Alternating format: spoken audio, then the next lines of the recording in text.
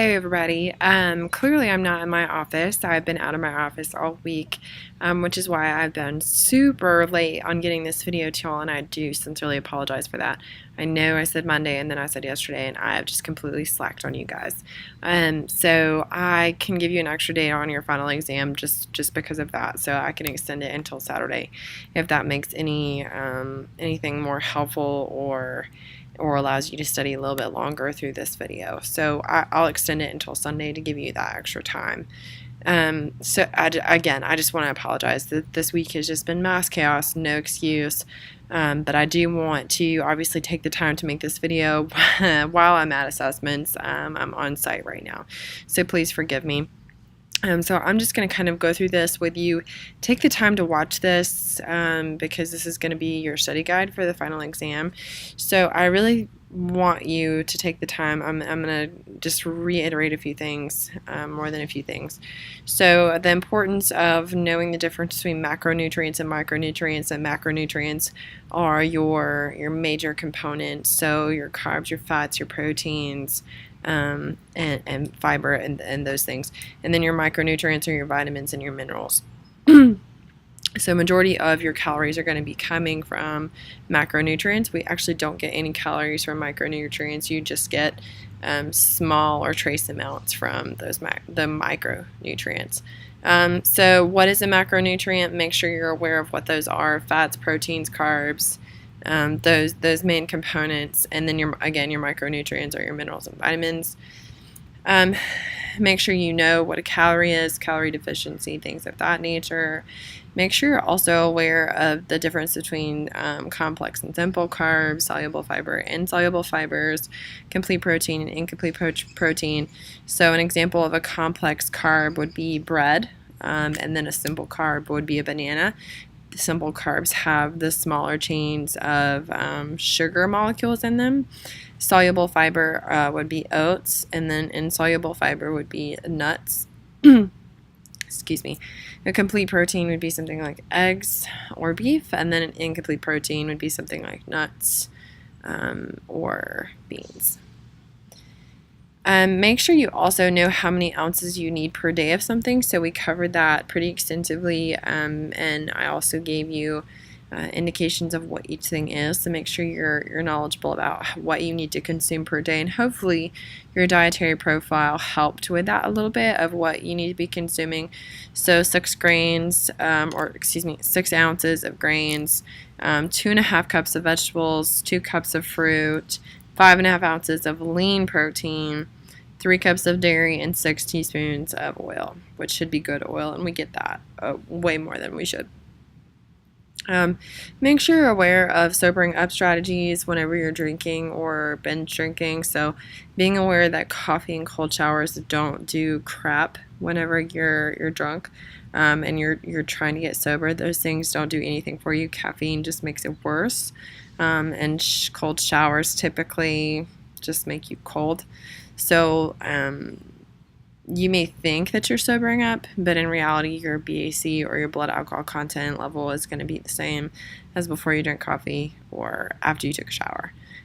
So be aware of those things. The only thing that's going to get you to sober up is time and water. Eating also helps. So what is qualified as binge drinking within 2 hours? 5 or more drinks within 2 hours is binge drinking. Make sure you're aware of the alcohol percentage of the ounces of alcohol that you experienced. That's going to be in our substance abuse section, your chapter in your book, as well as the PowerPoint. The PowerPoint is going to hit on those things. Let's see. The later in life you are exposed to different things, the higher risk of addiction you are is completely incorrect. It doesn't matter really, later on in life if you are subjected to things earlier in life, we're more at risk because we're developing our brains. Our prefrontal cortex is still growing. We're learning and modeling behaviors after people. So if our families are doing it, our parents are doing it, we're going to model that behavior after people. So the earlier in life that you experience those risks tends to lead to addiction or dependency. So not later in life, but earlier in life. Genetics account for 40 to 60% of development of addiction. That is 100% accurate. That is why I'm so big on people knowing their family history, knowing their family tree, and if there's addiction or dependency involved within that genetic component, you need to be aware of that, and you need to be knowledgeable about what you put in your body, because that could lead to dependency, which could lead to addiction. So drinking earlier in life, if you know that you have a history of alcoholism, is just kind of setting yourself up for potential failure. So making sure that you're knowledgeable of that genetic component. Signs of addiction, please check that out in your substance abuse misuse. Make sure you know the difference between dependency and addiction. So we talked about this. I talked about this in my video. I know I addressed it. That dependency is perception that you're dependent upon something, that you feel like your life is better. And so therefore you're dependent upon that, versus addiction where you have to have that substance of.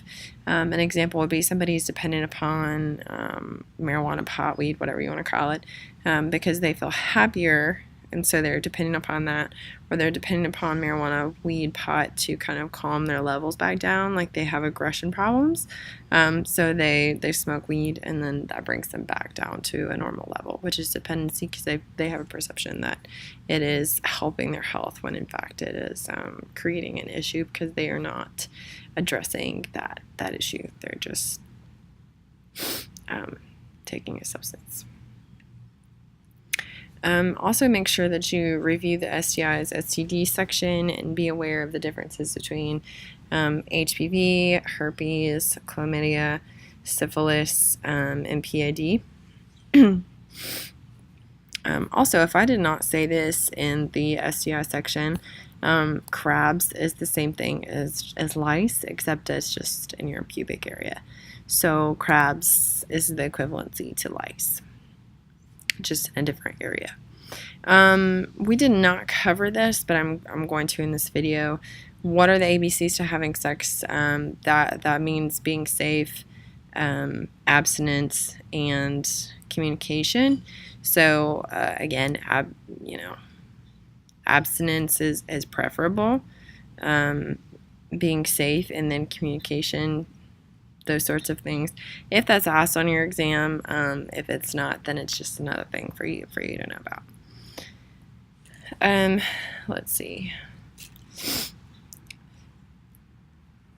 What's the #1 way that infections are spread on college campuses? That would be airborne droplets. So people sneezing, coughing. A lot of times people don't wash their hands, or they don't cover their mouth, so they're sneezing or coughing everywhere, versus using your arm, using your elbow, using a tissue. When you cough or sneeze, don't ever use your hand. I'm pretty sure I've said this a million times. Don't use your hand, because then inevitably what happens whenever you sneeze or cough into your hand? You don't go wash your hands, so then you've touched a doorknob, or you've shook somebody's hand, or you've touched a keyboard, and then you've spread those germs all over again. So try and use your arm, try and use a tissue to not spread those airborne droplets. Make sure you're knowledgeable about acute infection, chronic infection, latent infection. So acute infection is a sinus infection, flu, strep, things of that nature. Chronic infection is AIDS, cirrhosis. You can't get rid of those things. Latent infection would be shingles. We get that later on in life, or mono. We're all infected with the mono virus, but it comes on later in life usually. Please acknowledge and understand what an antigen is and an antibody. Make sure you understand those terms. Make sure you also are knowledgeable about the difference between type 1 and type 2 diabetes. Type 1 typically means that there's little or no insulin created, which is caused by the immune system. So the immune system is destroying your insulin producing cells. So your body is attacking itself essentially, whereas type 2 diabetes is just impaired insulin cells by the cells. So insulin use by the cells. So those cells are already impaired and you can't typically produce your own insulin. Hopefully everyone is knowledgeable about the recommended blood pressure. There was a lot of different answers on your last quiz about blood pressure being 120/80 to 140/90. And although I have a feeling you guys found that in your book or you found it somewhere on the internet, 120/80 is the recommended blood pressure. There, 140/90, you're getting into a range that you don't really want to get into. So the lower your blood pressure is on that scale typically means that your heart is having to work less to push blood throughout your body, which is the optimal situation. So you really want it to be below 120/80, not 120/80 to 140/90. So in the future, please use 120/80 and not 140/90. Make sure you know the difference between your coronary artery diseases, so atherosclerosis and arteriosclerosis. Make sure you know the differences between those two. Make sure you know all of the different types of CVD, which would be stroke, coronary artery disease, peripheral artery disease, and heart failure. Those are all part of cardiovascular disease.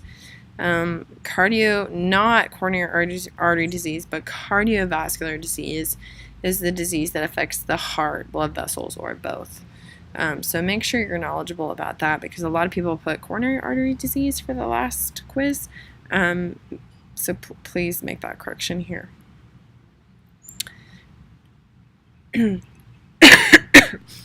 Please forgive me because the pollen has been destroying me lately. Okay. So make sure we know about target heart rate zone. Covered that a whole lot this semester. Hopefully everyone knows target heart rate zone is a zone. So you should have two numbers. You should have your low level and your bottom level. And that is your maximum heart rate, which is 120 minus your age times the work zone that you want to be in. So if you want to do 75 to 60% of your max heart rate, you're going to times those two by your max heart rate. Excuse me. Make sure we're knowing ACSM guidelines, how often we should be exercising, 3 to 5 times for cardio, 2 to 3 times for strength training, 2 to 3 times for flexibility. The difference between ligaments and tendons, stretching, tearing, strain versus sprain. Make sure we're also knowledgeable of the different ways to assess cardiovascular disease, or not cardiovascular disease, I'm sorry, your cardiorespiratory system. So make sure we're talking about the step test, your mile, your walk a mile test, and things of that nature. Examples of communicable disease, what are those? Remember that communicable diseases are things that we can pass along and share to other people. So I can pass along the flu to someone. I can also pass along chlamydia, things of that nature. So communicable disease are things that you can get from other people. What are the 4 basic rules of keeping a balanced checkbook? Check that PowerPoint out. Make sure we're knowledgeable about those things. And in turn about the communicable disease, making sure we're knowledgeable about what is not a communicable disease. So what can we not get from other people? I can't get cancer from my mother because she has ovarian cancer. Excuse me, I'm so sorry, y'all. So I can't get cancer from my mother because she has ovarian cancer. That's not a thing. I can't get, what else can I get?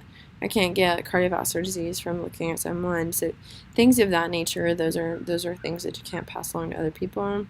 SMART goals, what does that stand for? Specific, measurable, attainable, realistic, and timely. And giving me an example of a SMART goal. I will say that after I'm reviewing some of your behavior change projects, I feel like I gave feedback for some of those SMART goals, and I'm a little disappointed because the goals don't match the measurement.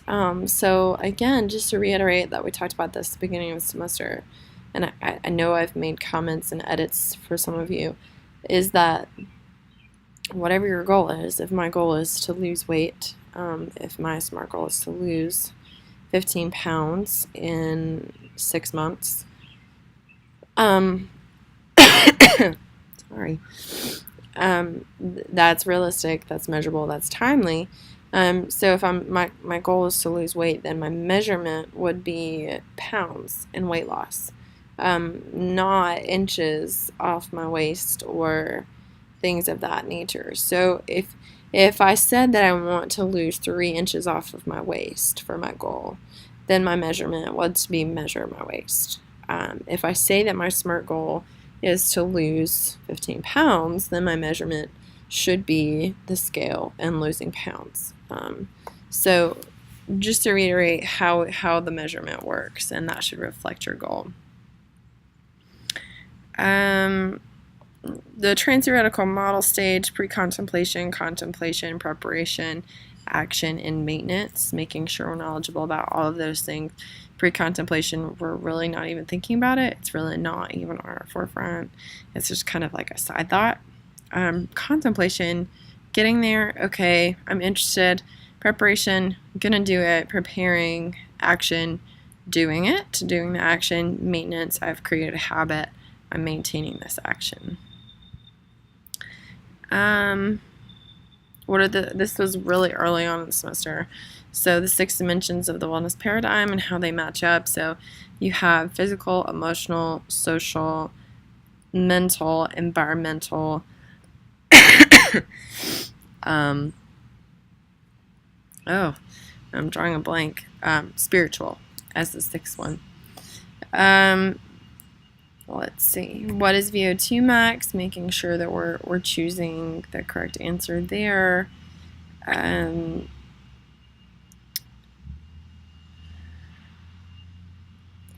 How do we assess body composition? Waist-hip ratio. Your BOD-POD, DEXA, bioelectoral impedance analysis, and things of that nature. Again, how do you calculate your maximum heart rate? 220 minus your age. And see that some of these are just review from your midterm and review from other quizzes. So just kind of, again, thinking about what we talked about at the beginning of the semester, kind of how you've applied some of those things, and using them for your final exam. And I will tell you that you do have a question on your exam, and I'm going to read it to you verbatim right here.